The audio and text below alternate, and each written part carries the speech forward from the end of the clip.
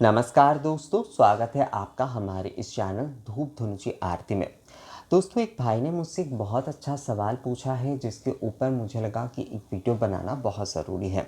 उन्होंने पूछा है कि दादा, जो कलश स्थापना हम करते हैं वो एक्चुअल में किस प्रकार का कलश स्थापना होता है, क्योंकि मैंने सुना है कि एक कलश स्थापना जो होती है वो वैदिक विधि के अनुसार होता है, एक तंत्रोक्त विधि के अनुसार होता है। तो हम जो कलश स्थापना करते हैं, चाहे वो विशेष पूजा में हो या फिर जो भी हम नित्य पूजा में करते हैं, तो वो किस प्रकार का असल में जो है वो कलश स्थापना होती है। बहुत ही अच्छा सवाल है, बहुत ही सुंदर सा सवाल है ये। और मुझे लगता है ये आप में से हर लोगों को जो है जो लोग इन सारे विषयों के बारे में जानना चाहते हैं, उन्हें ये जानकर रखना बहुत ज़रूरी है। देखिए दोस्तों, कलश स्थापना मैंने जैसे आप लोगों को बताया था कि कलश स्थापना मूल रूप से अगर देखा जाए तो वो हमारी निराकार पूजा पद्धति, यानी कि भगवान के हम जिस रूप की मूर्ति में पूजन कर रहे हैं, जिनके छवि हम देख रहे हैं, उन्हीं के निराकार रूप के हम कलश में स्थापित करके पूजन कर रहे हैं। तो कलश की मूल भावना अगर देखी जाए तो ये निराकार पूजन है, अर्थात हम जिस भी देवी देवता के पूजन कर रहे हैं, उनके हम जो है निराकार स्वरूप के रूप में कलश की स्थापना करके हम उनके पूजन करते हैं। इसलिए कलश में ही जो है वो पूर्ण पूजन किया जाता है। अब विधि जो है अगर देखा जाए तो हमारे कुछ तंत्रोक्त विधि होते, कुछ वैदिक मंत्रों के विधि होते। तंत्रोक्त का मतलब यहाँ पर तांत्रिक बिल्कुल नहीं है। कई लोग जो है तंत्रोक्त का मतलब तांत्रिक समझते थे, ऐसा नहीं है दोस्तों। तांत्रिक यानी कि ये जो वशीकरण आदि ये सारे विषय को लेकर लोग सोच में पड़ जाते हैं या फिर सोचते हैं कि ये तांत्रिक ये होता है। तो तंत्रोक्त का मतलब होता है जब किसी विशेष तंत्र के अनुसार कोई पूजन किया जा रहा है, जैसे कि जगधात्री तंत्र के अनुसार, अन्नपूर्णा तंत्र के अनुसार, काली तंत्र के अनुसार जब है जो पूजन किया जा रहा है तो उसे तंत्रोक्त विधि कहा जाता है। वहाँ पर जो भी सारे मंत्र का प्रयोग किए जाते हैं, जो भी सारे विधि होंगे, वो विधि वैसे देखा जाए तो सारी जगह पर तंत्र ही होते हैं। मतलब विधि के अपर अगर मतलब दूसरा नाम अगर कहा जाए तो वो तंत्र ही होता है। तो तंत्रोक्त विधि में जो है विशेष तंत्र, यानी कि ये विशेष उन पूजा पद्धति, जगधात्री तंत्र, अन्नपूर्णा तंत्र, काली तंत्र, इन विधियों के साथ जो है वो पूजन किया जाता है।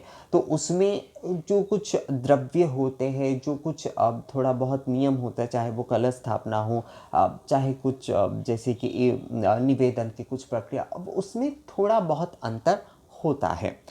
वैदिक विधि के ये जो पूजा होती है उसमें भी कलश स्थापना की मूल भावना में कोई अंतर नहीं होता है। कलश स्थापना यानी कि कलश की जो मूल भावना है वो चाहे तंत्रोक्त पूजा हो चाहे वैदिक पूजा हो, दोनों में ही समान है। पर उसमें कुछ मंत्रों का प्रयोग, कुछ विधियों का पालन जो किया जाता है, उसके जो मंत्र होते हैं वो वैदिक मंत्र होते हैं। तो उस नियम के साथ ही जो है, जैसे अधिवास किए जाते हैं, अधिवास जो है वो पूर्ण रूप से एक वैदिक कार्य होता है। जो चक्षुदान होता है, चक्षुदान में गायत्री का पाठ करना होता है, तो वो भी मूल रूप से अगर देखा जाए तो वो एक वैदिक कार्य होता है। जो तंत्रोक्त पूजा होती है उसमें अलग से चक्षुदान नहीं होती है, उसमें केवल प्राण प्रतिष्ठा आरती होती है। तो चक्षुदान, अधिवास, ये जो सारे कार्य होते हैं वो मूल रूप से वैदिक कार्य होते हैं दोस्तों।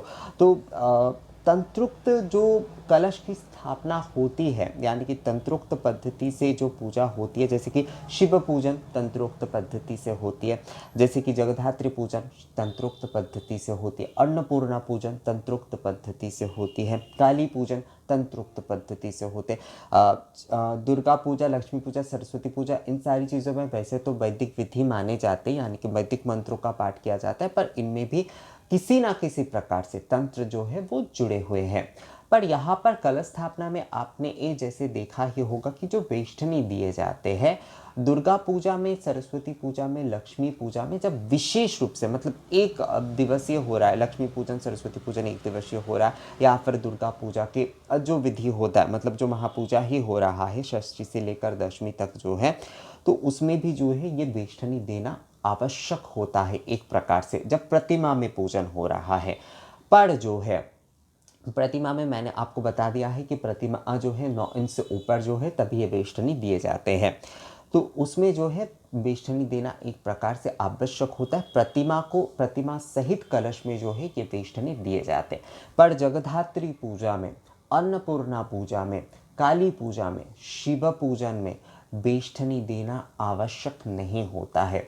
हालांकि कई जगह पर जो है ये बेष्टनी दिए जाते हैं, कई जगह पर आजकल अधिवास अनुष्ठान भी किए जाते हैं। बेष्टनी अगर दिए जाए, मतलब कलश को लेकर प्रतिमास्थ अगर बेष्टनी दिए जाए तो उसमें कोई गलत विषय नहीं है। पर तंत्रोक्त अगर विधि की संपूर्णता को हम माने तो उसमें जो है तंत्रोक्त जो पूजा पद्धति है उसमें किसी भी प्रकार की कोई वेष्टनी की आवश्यकता नहीं होती है। वैदिक जो पूजन होता है उसमें ही जो है केवल मात्र वेष्टनी की आवश्यकता होती है, यानी कि वेष्टनी दिए जाते हैं। तंत्रोक्त विधि के जो पूजा पद्धति होते हैं उसमें वेष्टनी नहीं होते। वैसे तो शिव पूजन में भी कई लोग जो मूर्ति में शिव पूजन करते हैं उसमें भी जो है मूर्ति को सहित कलश में वेष्टनी दिए जाते हैं। जगद्धात्री पूजा में भी दिए जाते हैं, काली पूजा में भी दिए जाते हैं, और मतलब पूजन संपूर्ण होने के बाद वो वेष्टनी सूत्र जो है उसे काटे जाते हैं। पर काली पूजा, जगद्धात्री पूजा, अन्नपूर्णा पूजा, क्योंकि ये तीनों पूजा या फिर जो भी सारे तंत्रोक्त विधि के जो पूजा होते हैं वहाँ पर ये विषय ज़रूरी नहीं होता है, क्योंकि जो वेष्टनी दिए जाते हैं ना उस समय एक सूत्र का पाठ किए जाते हैं। वो जो होता है वो वैदिक सूत्र होता है, तो इसलिए जो होता है दोस्तों वो वैदिक मंत्र के साथ वो वेष्टनी दिए जाते हैं। अब यहाँ पर मैं आपको वो मंत्र मुझे एक्चुअली वो पूरा कंठस्थ भी नहीं है, मैं आपको वो बता नहीं सकता। तो जो वेष्टनी दिए जाते हैं तो उसमें जो है उस वैदिक मंत्रों का प्रयोग होता है, पर तंत्रोक्त विधि में वो वेष्टनी नहीं होता है। अगर कलश स्थापना की तंत्रोक्त विधि और वैदिक विधि में अंतर की बात करें तो अंतर मूल रूप से यही है।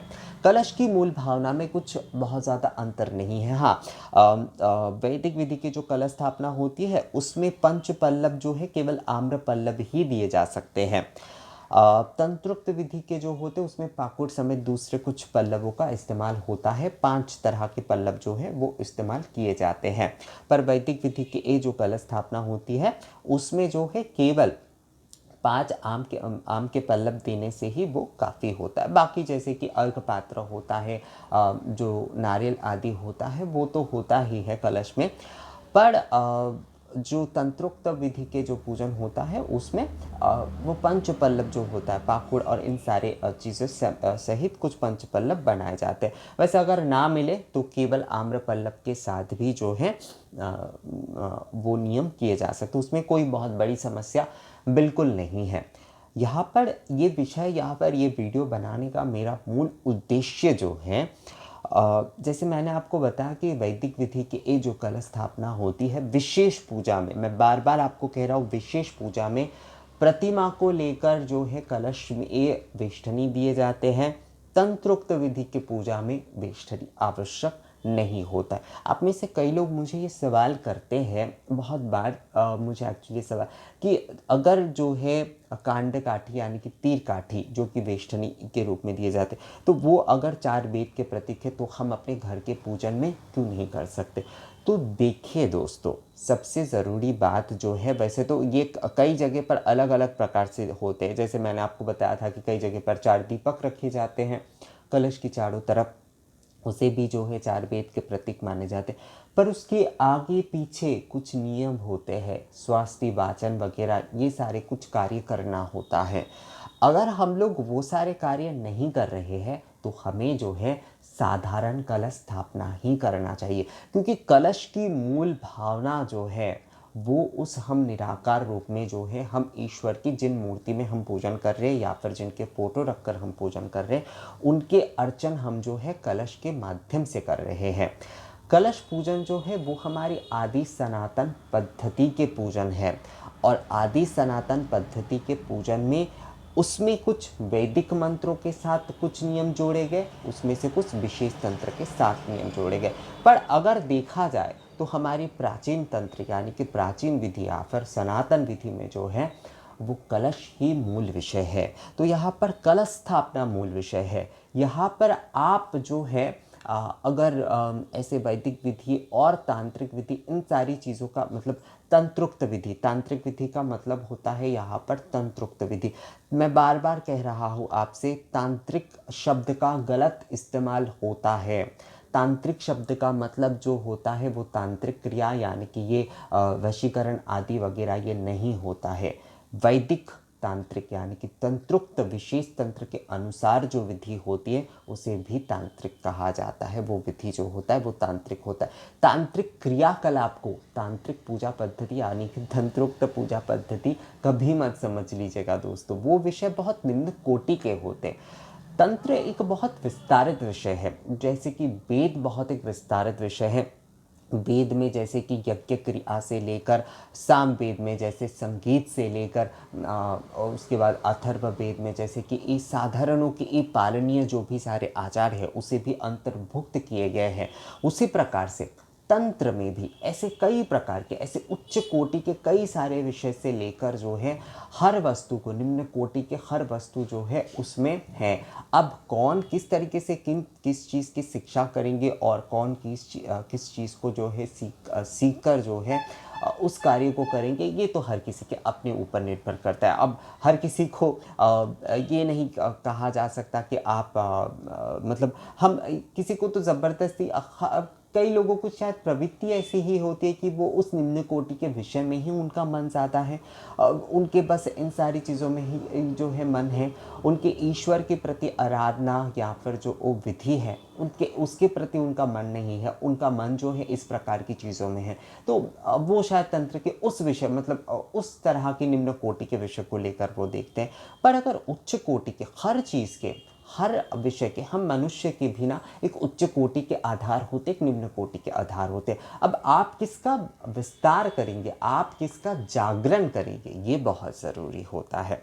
यानी कि आप अगर अपनी उच्च भावना की जागरण करते तो आप उसी प्रकार से हो जाएंगे, आप अगर निम्न भावना की जागरण करते तो आप उसी प्रकार से हो जाएंगे। तो तंत्र की बात करें, वेद की बात करें, शास्त्रों की बात करें, उसमें अच्छे और बुरे दोनों चीज़ दिए गए, उच्च भाव और दूसरे यानी कि निम्न और इस प्रकार के भाव सारे हैं। अब आप उसमें से कौन सी चीज़ की शिक्षा करेंगे, आप उसमें से कौन से विषय को सीखेंगे, आप किस तरीके से उच्च भाव को सीखकर अपने जीवन को आगे ले जाएंगे या फिर निम्न चीज़ों को सीखकर अपने जीवन को नीचे ले जाएंगे, यह आपके ऊपर निर्भर करता है। इसके दायित्व जो है वो हमारे शास्त्रों ने नहीं लिए हैं, क्योंकि उन्होंने सभी प्रकार के विषयों को हमारे सामने रखा है, अच्छे बुरे हर विषय को। अब आपको ये डिसाइड करना है कि आपको कौन सा लेकर चलना है। विषय में थोड़ा दूसरे विषय में आगे, क्योंकि ये सारे विषय ना आलोचना में आ जाते हैं जब कई विषयों को लेकर मतलब आप लोगों को बताना होता है, कि नहीं तो इसे लेकर एक दूसरा कन्फ्यूजन हो जाता है कई समय। तो कलश की स्थापना में मैं फिर से इसलिए आपको कहूँगा कि आप जो है साधारण तौर पर जिस तरीके से हम कलश में जल भरकर उसमें जो है हम चंदन आदि देकर उसमें पंच पल्लव यानी कि आम्र पल्लव देकर उसमें अर्घ पात्र यानी कि जो अक्षत पात्र है वो रखकर, नारियल रखकर हम जिस प्रकार से कलश स्थापना करते हैं, और कलश में जो है स्वास्तिक या फिर टीका अवश्य देना चाहिए, आम्र पल्लव और नारियल में भी उसी प्रकार से मतलब इसी साधारण विधि से ही जो है हमें अपने पूजा के कलश जो है वो हमें स्थापना करना चाहिए। कलश के बिना पूजन नहीं हो सकता है। कलश पूजा की एक विशेष महत्वपूर्ण विषय है, क्योंकि हम निराकार रूप में ईश्वर की आराधना जो कर रहे हैं, क्योंकि हमारे पूजन साकार और निराकार दोनों रूप में संपूर्ण होते हैं। हमारे पूजन ना तो केवल मात्र निराकार रूप में संपूर्ण होते हैं, ना ही केवल मात्र साकार रूप में। निराकार और साकार दोनों भावना मिलकर ही जो है हमारी सनातन पूजा पद्धति की जो पूजा है एक्चुअली उसे संपूर्ण करता है। तो इसलिए कलश की स्थापना वहाँ पर महत्वपूर्ण होता है। तो मैं इसलिए आपको कहता हूँ दोस्तों कि आप कलश की मूल भावना यानी कि कलश स्थापना के ऊपर आप ध्यान दीजिए। यहाँ पर अगर आप जो है ऐसे मतलब ये जो कांड काठी, तीर काठी, इन सारी चीज़ों में अगर आप जाएंगे तो उसके आगे पीछे के जो भी सारे नियम हैं आपको वो भी सारे करने होंगे, और वो सभी के लिए करना संभव नहीं होगा। कांड काठी या तीर काठी जो है वो 4 वेद के प्रतीक माने जाते हैं, यानी कि चारों वेद के प्रतीकात्मक होते हैं वो मूल रूप से। पर जैसे कि मैंने आपको बताया कि कई तंत्र पूजा में भी जो है उसका प्रयोग होता है। तंत्रोक्त जो विशेष तंत्र की पूजा होते हैं, संपूर्ण रूप से जो तंत्रोक्त पूजा होती है उसमें भी इसका प्रयोग होता है। तो ये करने से कोई गलत विषय नहीं है, ऐसा नहीं है कि ये करने से कुछ गलत विषय होगा, पर ये करने से ये पहले जो है कुछ नियमों का पालन करना होता है। हमें बस वही चीज़ दिखाई देता है जो हम वीडियो में देखते हैं, जो हम छवि में देखते हैं, पर उसके आगे पीछे कई सारे विधि होते हैं, कई सारे विषय होता है, उसका पालन करना आवश्यक होता है दोस्तों। तो इसलिए जो है मैं आपको कहूँगा कि आप जो है साधारण तौर पर जिस तरीके से कलश की मूल भावना है, कलश स्थापना है, आपको उसी प्रकार से करना है। हाँ, कलश की स्थापना अगर विधिवत आप कहे विशेष पूजा में, तो जैसे कि ये वैदिक पूजा में, दुर्गा पूजा में विशेषकर वहाँ पर जैसे कि वेष्ठनी आदि दिए जाते, प्रतिमास्थ देवता को लेकर कलश, प्रतिमास्थ देवता सहित कलश को जो है वेष्ठनी दिए जाते हैं। तंत्रोक्त पूजा में ये विधि ज़रूरी आवश्यकता नहीं है। अब जो लोग देते हैं उसमें कुछ गलत हो रहा है ऐसा नहीं, पर आवश्यकता नहीं है। तो विषय यहाँ पर यही है, हम जो है साधारण पूजा करते हैं, हमारे घर पे हम साधारण पूजा आदि करते हैं, हम मूल रूप से षोडश उपचार आदि निवेदन के माध्यम से ही पूजन करते। तो वहाँ पर हमें इन विष्ठनी आदि इन सारी चीज़ों में हमें जाने की ज़रूरत ही नहीं है। कई लोग वरण के बारे में कहते, कई लोग अधिवास के बारे में कहते। लोग ना मोहित हो जाते हैं कई विषय को देखकर। मोहित होकर किसी चीज़ को नहीं करना है, हमें जो है उस विषय को समझकर करना है। हमें उस विषय को समझकर अगर हम नहीं कर पाते तो उस विधि को हमें करना ही नहीं है। हम जो विधि समझकर कर पाते हैं हमें बस उतना ही विधि करना चाहिए। बाकी हमारे भक्ति और निष्ठा के साथ हमें पूजन और सेवा करना चाहिए। हर कोई जो है मोहित हो जाता है। मुझे कई प्रकार के मेल आते हैं कि बंगाली पूजा में हम लोग देखते हैं, इस वीडियो में देखते हैं या बेलूर मठ में देखते हैं, इस प्रकार से पूजन होता है, महास्नान इस प्रकार से होता है, इस प्रकार से जो है ए माँ की ये चीज़ें निवेदन होता है। तो सबसे पहली बात जो है हमें जो है इन सारी चीज़ों से मोहित होकर ना कोई चीज़ें करना ही नहीं है। हम उन विधियों को समझ रहे हैं क्या? क्या हम उन विधियों को समझ कर पाएंगे? हमें सबसे पहले ये विषय समझना बहुत ज़रूरी है। अगर हम वो सारे विषय समझकर ही नहीं कर पाएंगे तो उन विधियों को करने का कोई विषय ही नहीं है।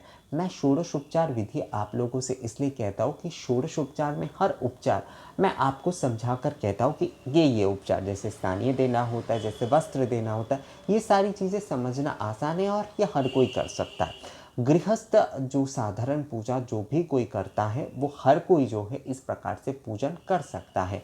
पर बाकी जो भी सारे कई प्रकार की जो विधि है ना, वो केवल मात्र जो है वीडियो में बताकर समझाना संभव नहीं है दोस्तों।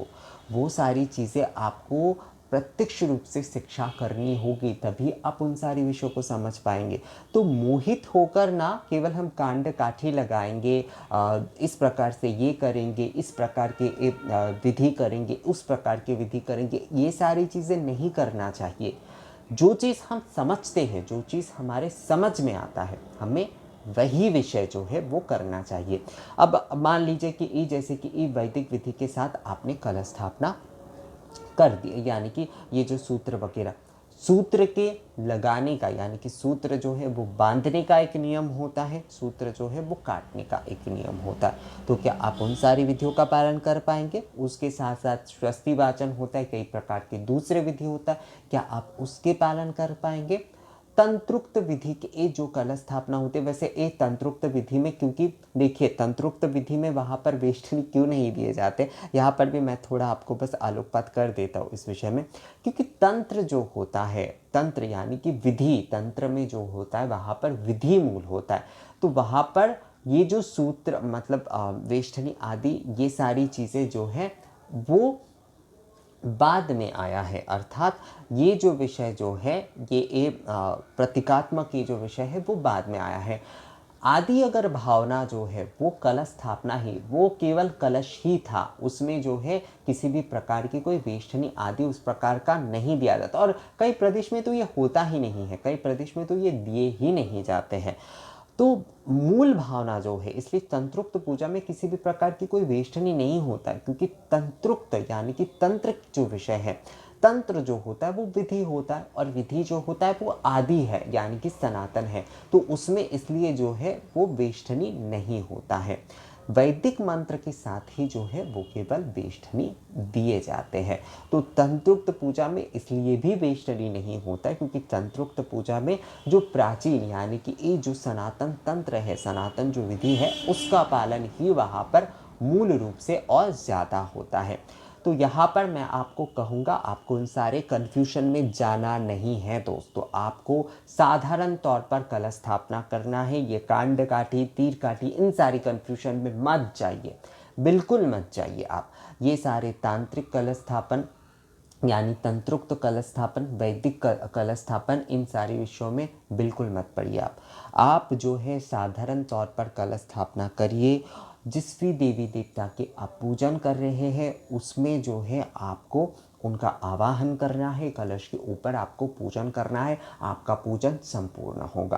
क्योंकि कलश की मूल भावना, कलश की आदि और सनातन भावना जो है वो कलश ही है, उसमें वेष्टनी या फिर दूसरे ये जो सारे विषय हैं वो उतना बहुत आवश्यक विषय नहीं है, ये बाद में इसके साथ आया है दोस्तों। तो कलश की मूल भावना यहाँ पर मूल है, तो इस विषय को ध्यान में रखकर आप साधारण तौर पर कलश की स्थापना करके कोई भी पूजन आप कर रहे हैं तो साधारण तौर पर आप सनातन विधि के साथ जो कलश स्थापना होती है उस विधि के साथ, मतलब सनातन हमारी जो वो नॉर्मली हम लोग कलश रखते, बस ध्यान ये रखिएगा कि कलश स्थापना जैसे कि तंत्रोक्त विधि में भी यही होता है, कलश जो है वो हमेशा भगवत तंत्रोक्त हो या वैदिक विधि हो।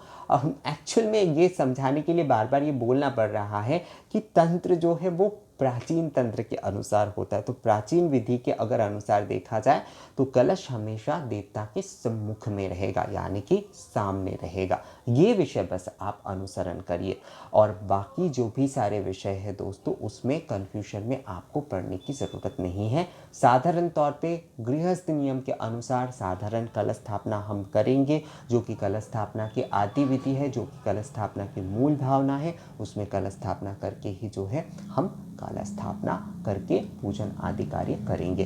तो दोस्तों वीडियो थोड़ा लंबा हो गया है, आलोचना मतलब इस विषय में बातें करते करते इस वीडियो में दिए गए जानकारी आप लोगों को समझ में आया या नहीं मुझे कमेंट्स करके बताइएगा। थोड़ा इसमें जो है ना ये सारे विषय एक आध वीडियो में नहीं होता, ये इन सारे विषयों पर कई वीडियोस बनाने पड़ते, तो आप लोगों को अगर कोई कन्फ्यूजन या फिर आप लोगों को इस बारे में और कोई मतलब जानकारी या फिर कोई आपका सवाल है तो मुझे कमेंट्स करके या मेल करके आप लोग मुझे कर सकते हैं दोस्तों। तो इस वीडियो को यहीं पर एंड करते हैं, मिलेंगे आपसे अगली वीडियो में नई जानकारी के साथ, तब तक के लिए नमस्कार।